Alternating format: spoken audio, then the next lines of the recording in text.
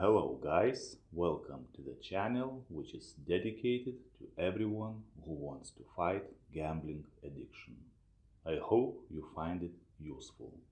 Now let's continue with the fast tips to help you challenge your gambling behavior immediately. In the last video, I talked about the importance of restricting your access to money.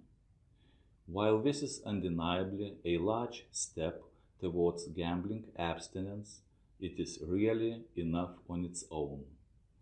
Sooner or later, you will get into the situation when money is available and nobody stands behind. And this may be just enough to have a slip.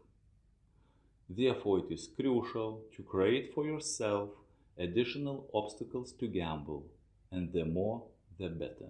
So the next thing that you should do is to restrict your access to gambling services.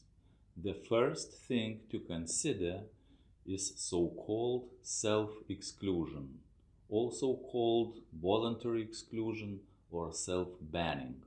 So let's see quickly what it is. Self-exclusion refers to a policy enacted by some governments and individual gambling operators as a way of addressing the issue of problem gambling. In areas that have enacted the policy, a person with a gambling concern can voluntarily request that their name be added to the self-exclusion list. In such a way, the person in question becomes legally banned from all participating gambling establishments within the self-exclusion coverage area. Once the self-exclusion agreement is made, you will no longer have right to place bets or collect any winnings in those establishments. The operators, in turn, will have a responsibility to take all reasonable steps to prevent you from gambling with them for a period of time. The latter will depend on your request and the existing policies, but is usually ranging from several months to a lifetime. If during the self-exclusion period you will enter or attempt to enter a gambling venue, you can be arrested and charged. In addition, any winnings in your possession at the time of arrest can be confiscated or invalidated. If it happens that you manage to enter a venue from which you are excluded, and the venue doesn't take reasonable steps to prevent you from entering, you can report the incident to relevant institutions. The incident will be investigated and fine to the establishment may be issued. The availability and rules of self-exclusion programs differ from one locality to another, and therefore you need to do some investigation to find out what is applicable in your case. Probably the fastest way to obtain all the necessary information is to contact your local gambling helpline. Just Google search for their phone number and give a call. Gambling counselors who work there will be glad to assist you through the process. Also, you can directly contact your gambling providers and ask whether you can exclude yourself from their services and how it works. If multi-operator self-exclusion is not available or it doesn't cover all the services that you use, try to self-exclude manually. While banning yourself from every venue, while banning yourself from every venue or website can be a daunting task, the minimum thing that you could do is to contact those gambling providers whose services you find most tempting or causing you major problems. For those who gamble online, there is a number of other means to restrict your access to gambling services.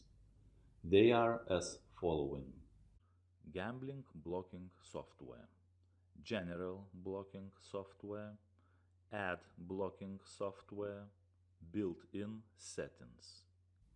Blocking software is something that can be downloaded onto your device that limits access to websites and other services available over the internet.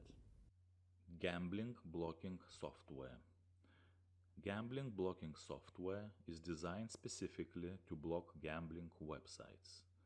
The current market leaders are BetBlocker, GamBlock, BetFilter, GamBan. I would suggest that you do your own research to find out which product suits you best, as each case is different and unique.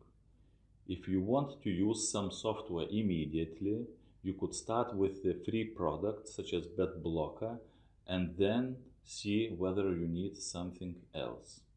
Make sure you have someone to help you set up the software you are going to use. It is crucial that you do not have access to any passwords used. Otherwise, there is no point in using the software at all, as you would be able to remove restrictions as soon as the urge hits. Also, don't forget to protect all of your devices. General blocking software. General blocking software is designed to block a range of websites and can be used to set access authorizations or parental controls. These products are often used by parents aiming to prevent children from unwanted internet content, but also may be an option for people trying to avoid gambling. Examples of these include Net Nanny, Parent Power, Cyber City. Ad blocking software. Ad blocking software, such as AdBlock Plus or AdBlock, are free extensions for web browsers that allow you to customize your internet experience.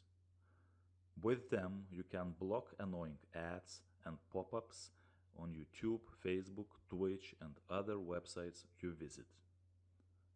There is a great number of other similar extensions, but the two mentioned are current market leaders and are available for all major web browsers and mobile devices.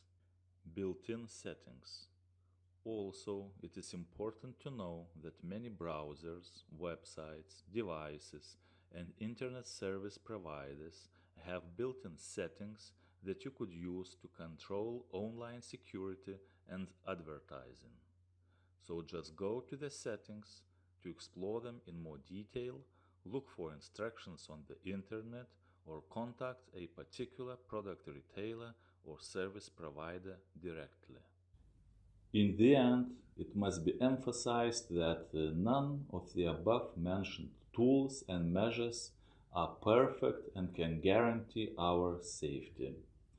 Each of them have their weaknesses and limitations. However, they can still be very helpful, especially when combined together. The more protection you use, the less gambling urges you will experience, and the more time you will have to deal with them once they strike. So that is it for today. The next tips will come out within a few days. See you soon, guys, and please take care.